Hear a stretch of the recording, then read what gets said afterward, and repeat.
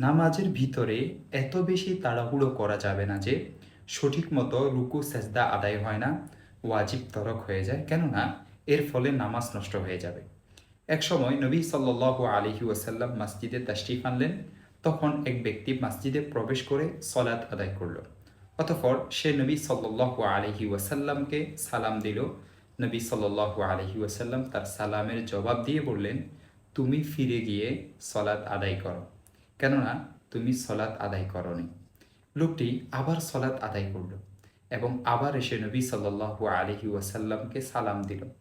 নবী সাল্লাল্লাহু আলাইহি ওয়াসাল্লাম আবারও তার সালামের উত্তর দিলেন এবং তাকে বললেন, তুমি গিয়ে নামাজ আবার পড়ো, কেননা তুমি নামাজ আদায় করনি। এভাবে তিনবার ঘটনাটা পুনরাবৃত্তি হলো। অতঃপর লোকটি বলল, সে মহান সত্তার শপথ, যিনি আপনাকে সত্যসহ প্রেরণ করেছেন, আমি এর চেয়ে সুন্দর সলাৎ আদায় করতে জানি না, সুন্দরভাবে নামাজ পড়তে জানি না, কাজেই আপনি আমাকে শিখিয়ে দিন। তখন তিনি বললেন, রাসূল সাল্লাল্লাহু আলাইহি ওয়াসাল্লাম বললেন, যখন তুমি সলাতে দাঁড়াবে তখন তাকবীর বলবে। অতঃপর কোরআন হতে যতটুকু তোমার পক্ষে সহজ ততটুকু পড়বে। অতঃপর রুকুতে যাবে এবং ধীরস্থিরভাবে রুকু আদায় করবে। অতঃপর রুকু হতে উঠবে, সোজা হয়ে উঠবে। এরপর ধীরস্থিরভাবে সেজদা করবে।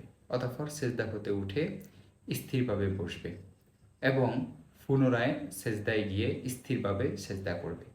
অতঃপর পুরো সলাৎ এভাবে আদায় করবে।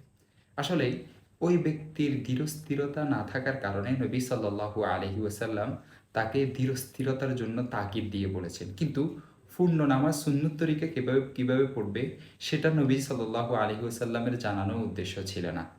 দেখতে পারেন সহিহ বুখারী হাদিস নং 793।